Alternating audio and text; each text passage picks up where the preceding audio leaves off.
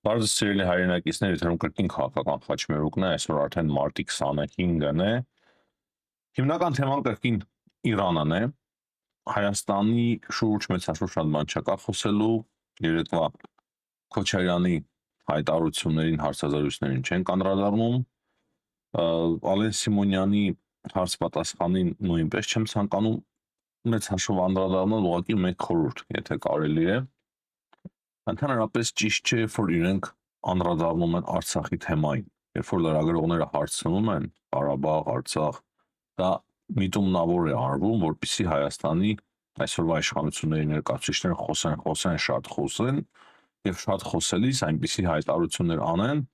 որոնցով որ իրենք կհեղինակազրկվեն։ Դրա համար շատ լավ կլինի, որ ընդհանրապես չխոսեն Արցախից, Լեռնային Ղարաբաղից այս նախընտրական շրջանում։ Լավ է ասել, որ մեղավորը Արցախի հանձնման մեջ Ռոբերտ Քոչարյանն եւ Սերժ Սարգսյանն են, բայց իմ կարծիքով ընդհանրապես Արցախին վերաբերող հարցերին չարժի պատասխանել, քանի որ իրենք հիմնականում այդ հարցերը տալիս են նրա համար, որպեսզի Հայաստանի իշխանության ներկայացուցիչները շատ խոսեն ու շատ սխալներ թույլ տան, այսինքն սխալ ասելով հասարակության վրա շատ տհաճ դա ազդեցություն է ունեն, այդ հայտարարությունները շատ տհաճ ազդեցություն են ունենում, դրա համար իմ խորհուրդս շատ կարճ, որ ընդհանրապես խուսափեն Արցախի շուրջ խոսելուց, հարցը տալիս են, ասեք, որ չենք խոսում այդ թեմայից, այլևս չենք խոսում, նախկինում մենք արդեն ամեն ինչ ասել ենք, ոչ թե ասեք Ադրբեջանի տարածք է, այսպես, այնպես, համարում եմ այս հարցը։ Հիմա շարունակում ենք մեր հաղորդումը Իրանով, թե ինչ է տեղի ունենում Իրանի շուրջ։ Նախքան դա անպայման կոչ եմ անում ձեզ սիրելի հայրենակիցներ լայքել, ձեր լայքերից է կախված մեր հաղորդումների տարածումը, նաև ձեր մեկնաբանություններից է կախված, ինչպես նաև շատ կարևոր են բաժանորդագրությունները։ YouTube-յան ալգորիթմները շատ են սիրում, երբ որ բաժանորդագրվում ես, հենց դիտումի դիտելու ժամանակ։ Դրա համար կոչ եմ անում սիրելի հայրենակիցներ անպայման, ովքեր որ չեք բաժանորդագրվել, բաժանորդագրվեք մեր ալիքին, նաև շնորհակալություն բոլոր նրանց, ովքեր որ արդեն բաժանորդագրվել են մեր ալիքին։ Սկսում ենք։ Ուրեմն Իրանի շուրջ շատ հետաքրքիր իրադարձություններ են տեղի ունենում։ Միանգամից մեկ բան ասենք, որպեսզի ավելի պարզ դառնա եւ ավելի ճիշտ ձևով շարունակենք մեր հաղորդումները։ Թրամփի հայտարարությունների վրա հենվելով մենք չենք կարող որևիցե նորմալ վերլուծություն անել։ Դա գրեթե անհնար է։ Դա են հիմա խոստովանում շատ փորձագետներ ամբողջ աշխարհում։ Ասում են մեկ բան, անում են մեկ ուրիշ բան։ Նույնիսկ իրանցիները հասկացել են, որ Թրամփի հայտարարությունները իր գործողությունների հետ կարծես թե կապ չունի։ Եվ իրենք էլ են մտահոգված, քանի որ տեսնում են, որ ահռելի մեծ ուժեր են գալիս տարածաշրջան։ Ամերիկայի Միացյալ Նահանգների ծովային հետևակից բացի էլի շատ էլիտար ստորաբաժանումներ։ Կարելի է ասել Ամերիկայի Միացյալ Նահանգների ամենաէլիտար բավականին մեծ թվականակով ստորաբաժանումներ են գալիս տարածաշրջան։ Որոշները արդեն մտնում են, որոշները ճանապարհին են,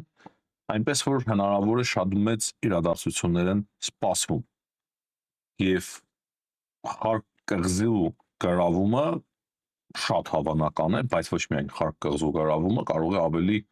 խոշոր ինչ-որ իրադարձություններ ծավալվեն։ Ես նաև չեմ բացառում այն, որ փորձեն մտնել եւ դուրս բերել այդ հարստացված ուրանը եւ էլի շատ սուրպրիզներ։ Բայց արիք առաջ չընկնենք,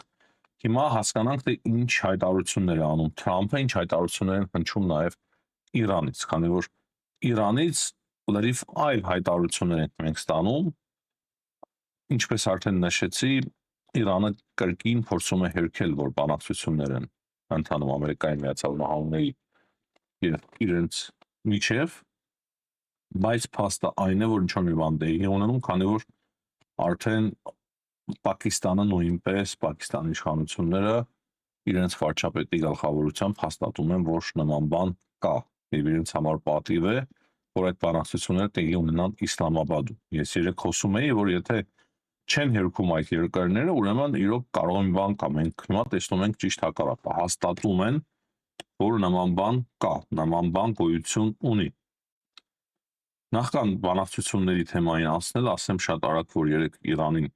հարված է հասցվել այնուամենայնիվ էներգետիկ համակարգին, մասամբ էներգետիկ համակարգին հարված է հասցվել Իրանի ոչ մեծ չափերի, այսինքն երբ որ Դոնալդ Թրամփը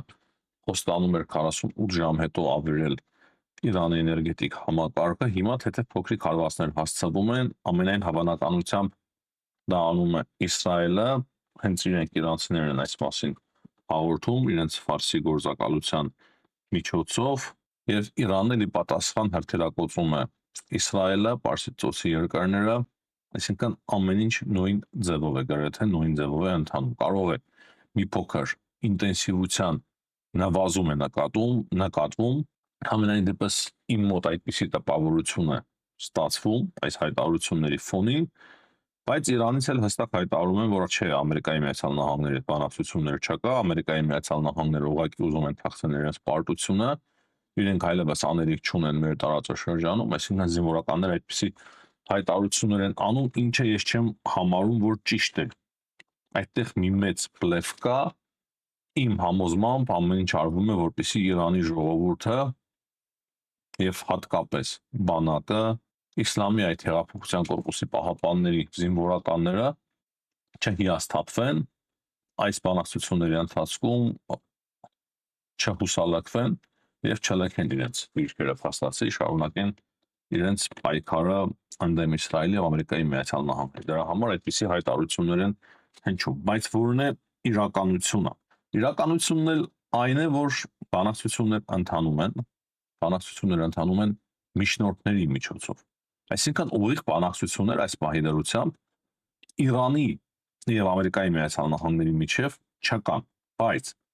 իսրայելական թերթերից մեկի փոխանցմամբ նման բանակցություններ եղել են մարտի 19-ին, երբ Աբբաս Արաքչին, արտգործնախարարը խոսել է Վիտկոֆի հետ,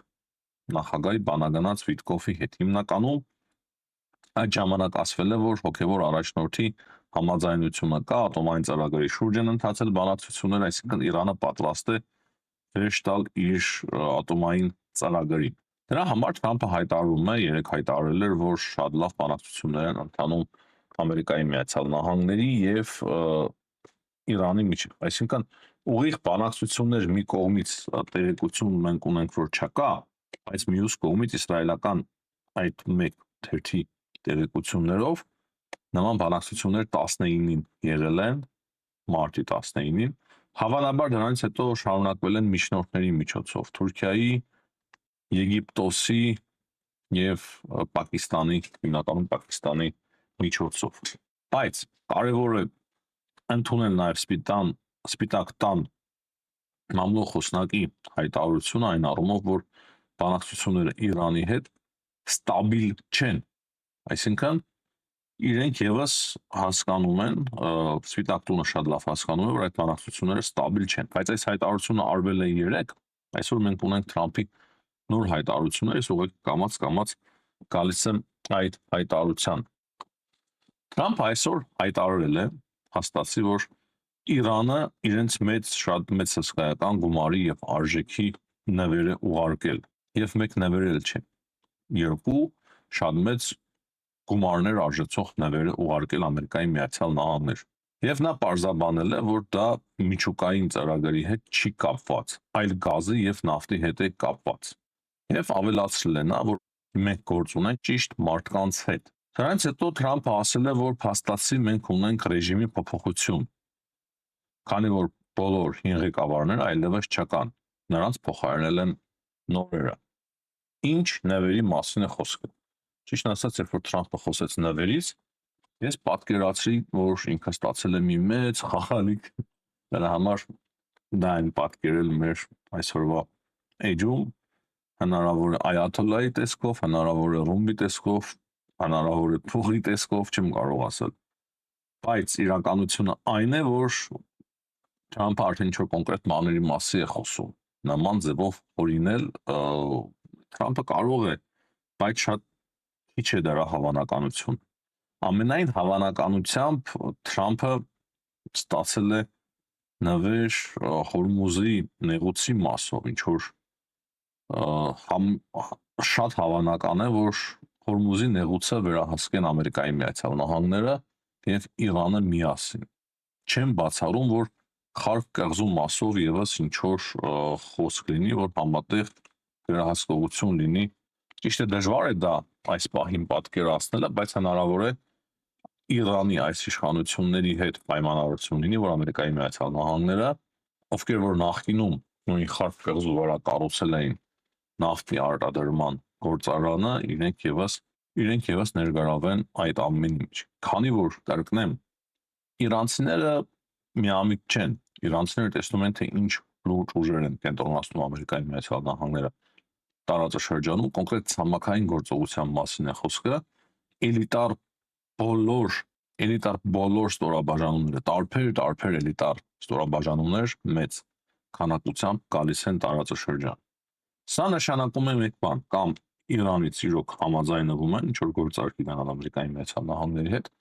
կամ Ամերիկայի Միացյալ Նահանգները անցնում են գործողության։ Իմիջիայլոց թեկուզ եւ փոքրիկ բանակցությունները, որոնք որ կան միջնորդների միջոցով, թույլ են տվել Թրամփին այդպիսի մեծ հայտարարություններ անել, որպեսզի ժամանակ ձգի։ Իրեն պետք է, որ Ամերիկայի Միացյալ Նահանգների այդ էլիտար ստորաբաժանումները հասնեն տարածաշրջան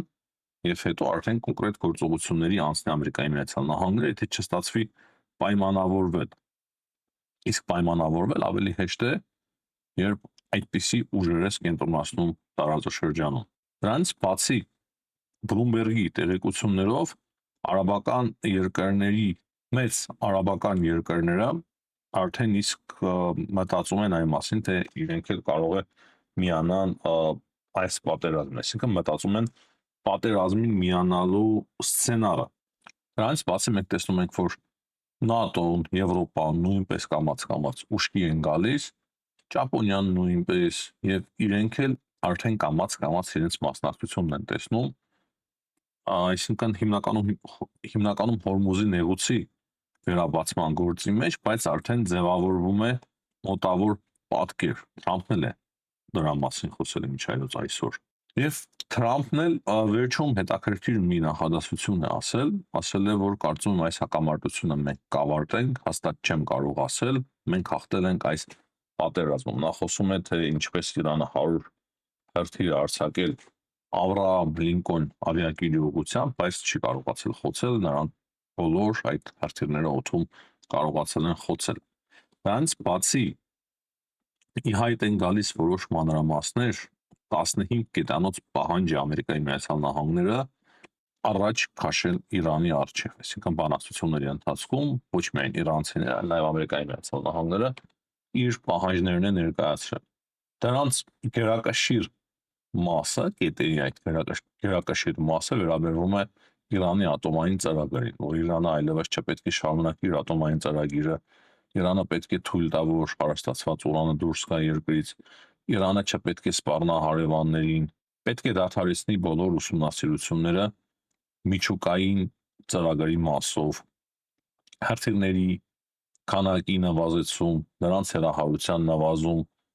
Իրանը պետք է կարողանա հրթիռներ օգտագործել միայն ինքնապաշտպանության նպատակով, այսինքն բազմաթիվ